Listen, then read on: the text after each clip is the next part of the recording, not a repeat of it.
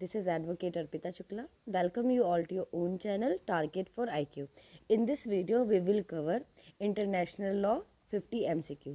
ठीक है, जो हमारे यूपी जुडिशियल सर्विसेज के लिए बहुत इंपॉर्टेंट क्वेश्चंस हैं, तो हम चलिए स्टार्ट करते हैं, देखेंगे। क्वेश्चन 1 देखते हैं।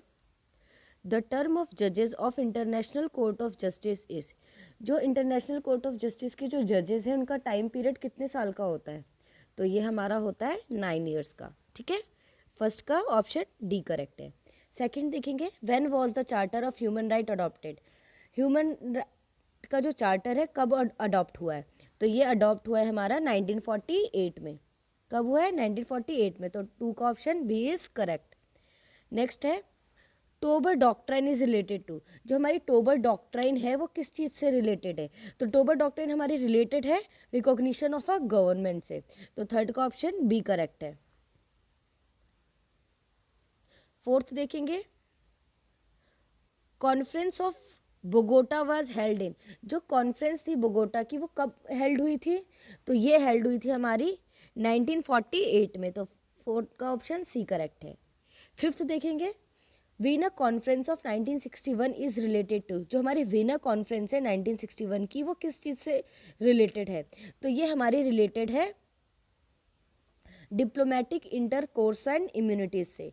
तो फिफ्थ का ऑप्शन हमारा ए करेक्ट है। सिक्स देखेंगे, who is called the father of international law, father of international law किसे कहा जाता है? तो ये कहा जाता है सिक्स का ए, ह्यूगो ग्रोटियस को।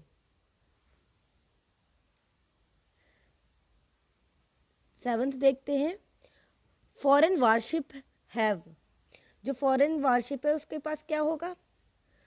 The right of free passage in the territorial waters, the right of innocent passage in the territorial waters, to stay in the territorial waters. तो क्या राइट्स होते हैं फॉरेन वारशिप के? तो सेवंथ का ऑप्शन हमारा डी है, to stay in the territorial waters. Seventh का option D is correct. Eighth है, non permanent members of the security council are elected period of, जो नॉन परमानेंट मेंबर्स है security council के, वो कितने टाइम के लिए इलेक्ट किए जाते हैं? तो वो हमारे 2 साल के लिए इलेक्ट किए जाते हैं। तो वो एट्थ का option D is C is correct, 2 years. ठीक है। नाइन्थ देखेंगे, the Montreal convention for the safety of civil aviation वो साइंड इन, जो मॉन्ट्रियल कन्वेंशन थी for the safety of civil aviation वो साइन की गई थी हमारी 1971 में। तो नाइन्थ का ऑप्शन सी करेक्ट है। चलिए हम जल्दी जल्दी देखेंगे। पैक्टा संट सर्वेंडा का मतलब क्या होता है? देखिए, पैक्टा संट सर्वेंडा का मतलब होता है treaties between states are to be respected. ठीक है, तो 10th का ऑप्शन ए करेक्ट है। 9th 11th देखेंगे, persona non Greta means, persona non grata का मतलब क्या होता है? इसका मतलब होता है पर्सोना नॉन ग्रेटा मीन का मतलब होता है पर्सन हु इज अनएक्सेप्टेड और अनवेलकम। तो यहाँ पे कुछ ऐसा दे रखा है ऑप्शन? नहीं। ए देख लेते हैं फिर भी। In practical article of international law, B a fugitive criminal, C a person refused और असाइलम। तो इसका 11th का ऑप्शन हमारा डी करेक्ट होगा, नन ऑफ दीज। तो पर्सोना नॉन ग्रेटा का मतलब क्या होता है? पर्सन हु इज अनएक्सेप्टेबल और अनवेलकम। ठीक है। नेक्स्ट देखेंगे, principle jus soli means, principle jus soli का मतलब क्या होता है? तो इसका मतलब है grant of nationality on the basis of place birth. तो 12th का ऑप्शन ए है, grant of nationality on the basis of place of birth. 13 देखेंगे, how much of international law is derive through analogy from, A Islamic law, B Christian law, C Roman law, D none of the above. तो 13 का option सी है, Roman law. ठीक है, Roman law कहाँ से लिया? ये सॉरी, इंटरनेशनल लॉ कहाँ से लिया? रोमन लॉ से। ठीक है। 14 देखेंगे, non permanent member of security council are elected for a period of, जो नॉन पर, देखिए क्वेश्चन यहाँ पे रिपीट हो गया है। ठीक है, तो इसका ऑप्शन सी करेक्ट है। 15 देखेंगे, diplomatic staff enjoys complete immunity from, जो डिप्लोमेटिक स्टाफ होता है वो कंप्लीट इम्यूनिटी को एंजॉय करता है। किससे एंजॉय करता है वो? सिविल जुरिस्डिक्शन और क्रिमिनल जुरिस्डिक्शन दोनों की जो इम्यूनिटी, दोनों इम्यूनिटी से ये को इंजॉय करता है, ठीक है। जो हमारा डिप्लोमेटिक स्टाफ होता है ये कंप्लीट सिविल जुरिस्डिक्शन और क्रिमिनल जुरिस्डिक्शन से इसको इम्यूनिटी मिली जाती है। तो 15 का ऑप्शन हमारा सी करेक्ट है। 16 देखेंगे, principle of double criminality means that. जो प्रिंसिपल ऑफ डबल क्रिमिनलिटी है इसका मतलब है क्या है, इसका मतलब है that the offence for which a person is extradited must be an offence in both the state. तो इसका 16 का ऑप्शन हमारा सी करेक्ट है। 17 देखेंगे, features of international law include all except which of the following. Features of international जो है ना पूरा इंक्लूड होता है लेकिन कुछ चीज़ों को छोड़ के।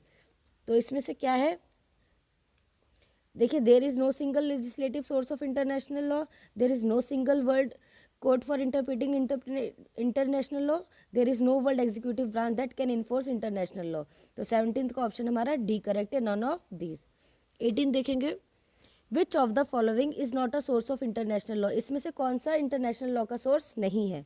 तो A treaty and convention, B custom, C judicial decision and teaching, D none of the above. तो 18 का ऑप्शन हमारा डी है, नन ऑफ द अबव। ये सारे ही क्या है, इंटरनेशनल लॉ के सोर्सेज है। क्वेश्चन 19 देखेंगे, the United nation is govern by all except which of the following. जो यूनाइटेड नेशन है वो हर चीज़ से गवर्न करता है एक्सेप्ट कुछ चीज़ों से। A the general assembly, B the security council, C the secretariat, D none of this. तो 19 का ऑप्शन सी करेक्ट है, द सेक्रेटेरिएट। 20 देखेंगे, the group of European countries created to promote peace, security, economic and social unity is called the. जो European countries का group है उस वो create करते हैं, प्रमोट करते हैं पीस को, सिक्योरिटी को, इकोनॉमिक को और सोशल यूनिटी को। उसको क्या कहा जाता है, उनको कहा जाता है 20 का बी यूरोपियन यूनियन कहा जाता है, ठीक है। यूरोपियन कंट्रीज के ग्रुप को क्या कहा जाता है, यूरोपियन यूनियन। और ये यूरोपियन यूनियन हमारा 20 के बी ऑप्शन में दे रखा है, तो इसका 20 का बी करेक्ट है, ठीक है। नेक्स्ट देखेंगे, the oldest principle of international law is the doctrine of A pacta sunt servanda, B foreign dignitaries, C religious freedom, D none of these. तो 21 का ऑप्शन हमारा ए करेक्ट है, पैक्टा सेंट सर्वेंडा, ठीक है। ओल्डेस्ट प्रिंसिपल क्या है इंटरनेशनल लॉ की, वो है पैक्टा सेंट सर्वेंडा। 22 देखते हैं, jurisdiction of the international court of justice. जो इंटरनेशनल कोर्ट ऑफ जस्टिस का जो जुरिस्डिक्शन है क्या वो बाइंडिंग होता है यूनाइटेड नेशन ऑर्गेनाइजेशन के मेंबर्स पे, or is not binding on all the members of UNO, or is binding only upon the members of security council and none of this. देखिए, जो इंटरनेशनल कोर्ट ऑफ जस्टिस का जो jurisdiction होता है वो parties और पे जो दो पार्टीज होती हैं उसके ऊपर बाइंड होता है, ठीक है। तो 22 का ऑप्शन डी करेक्ट है, नन ऑफ दिस।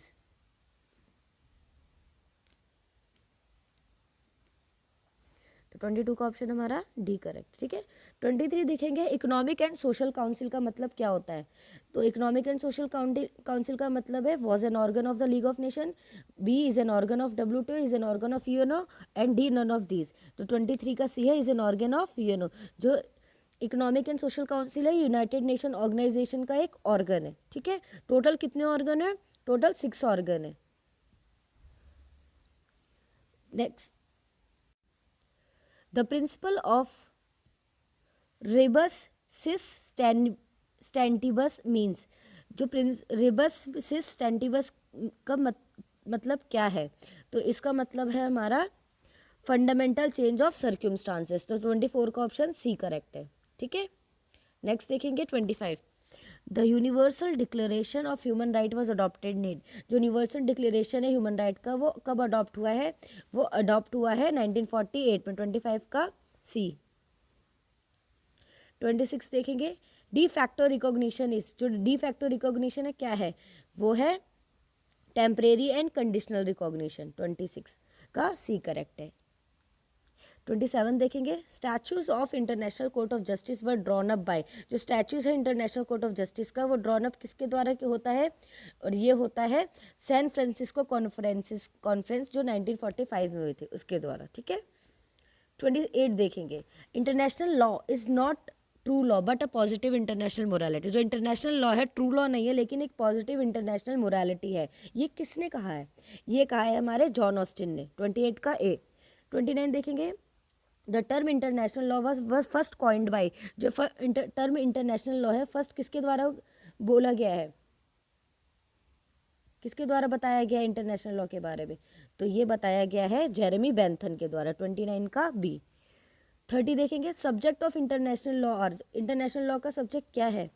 तो ये है स्टेट और इंडिविजुअल बोथ। तो 30 का ऑप्शन सी करेक्ट है। 31 देखेंगे, जजेस of International court of Justice are, कौन होते हैं? ये अपॉइंट होते हैं, किसके द्वारा अपॉइंट होंगे?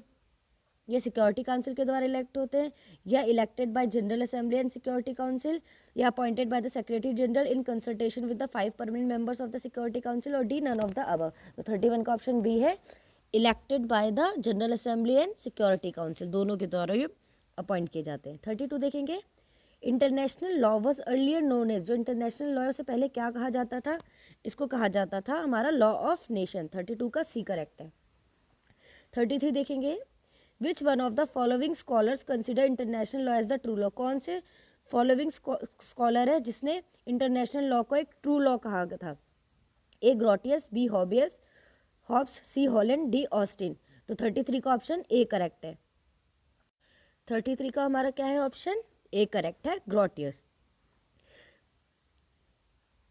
34 देखेंगे, the book jure belli ac pacis written by, जो बुक है हमारी च्योर बेली एस पेसिस किसने लिखी है?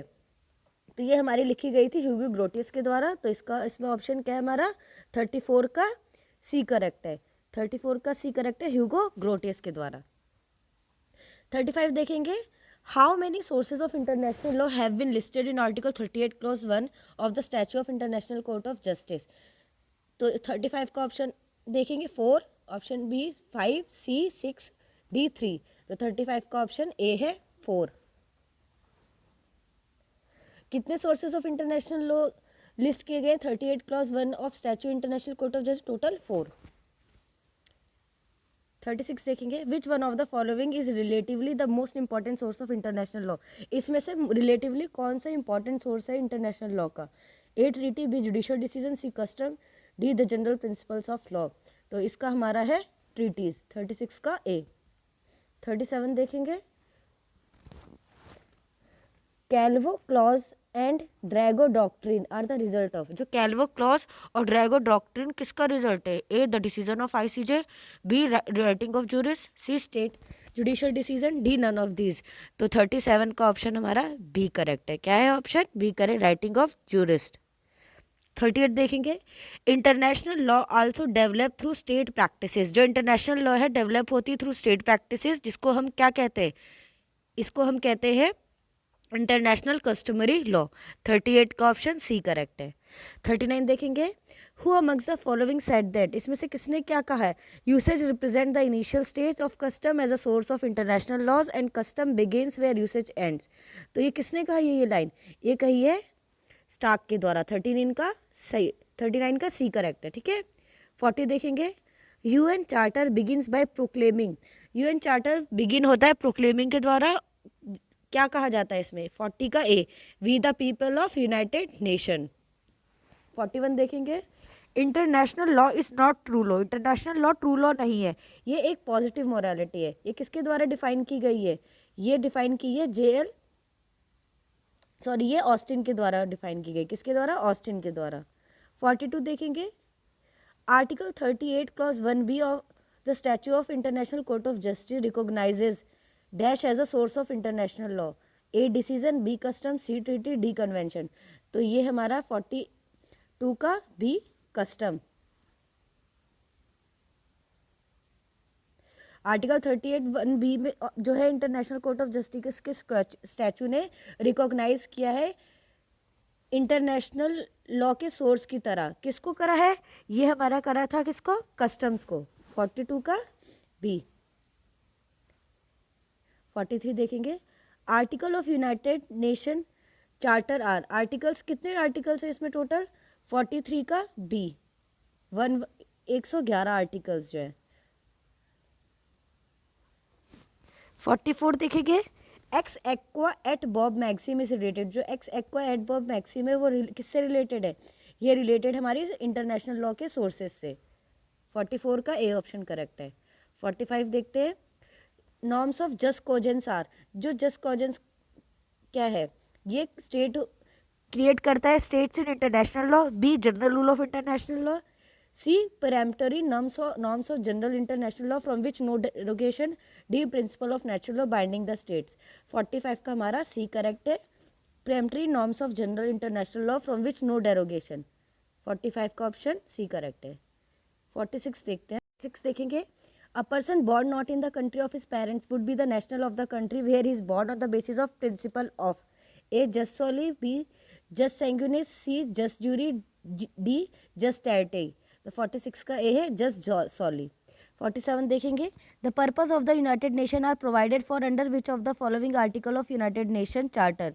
जो पर्पस है यूनाइटेड नेशन का वो प्रोवाइड किया गया है यूनाइटेड नेशन चार्टर के कौन से आर्टिकल में, तो ये हमें प्रोवाइड किया गया है आर्टिकल 1 में। 47 का 1, ठीक, सॉरी 47 का सी ऑप्शन करेक्ट, आर्टिकल 1। 48 देखेंगे, the term United nation was suggested by. जो टर्म यूनाइटेड नेशन है किसके द्वारा सजेस्ट किया गया है, ये सजेस्ट किया था रूजवेल्ट के द्वारा, तो 48 का ए। नेक्स्ट देखेंगे 49, in which one of the following article of United Nation Organization the principle of self determination has been provided।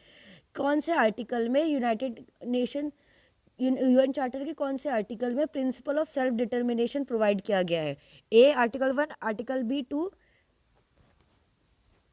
C article 3, article 4। तो 49 का ऑप्शन हमारा ए करेक्ट है, आर्टिकल 1 में बताया गया self principle of self determination, ठीक है। 50 देखेंगे, which one of the following is often termed as a child of war. Child of war किसको कहा गया है, A Security Council, B United Nation Organisation, C League of Nation, D International court of Justice. 50 का option C correct है, League of Nation कहा गया, ठीक है। आई होप हमारी वीडियो आपको पसंद आई होगी, तो प्लीज़ लाइक एंड सब्सक्राइब जरूर करिएगा। और आपको कोई भी क्वेरी है तो हमारे टारगेट फॉर IQ के नंबर पे आप कॉल या मैसेज करके पूछ सकते हैं। हमारी टेस्ट सीरीज़ भी चलती है। Thank you so much.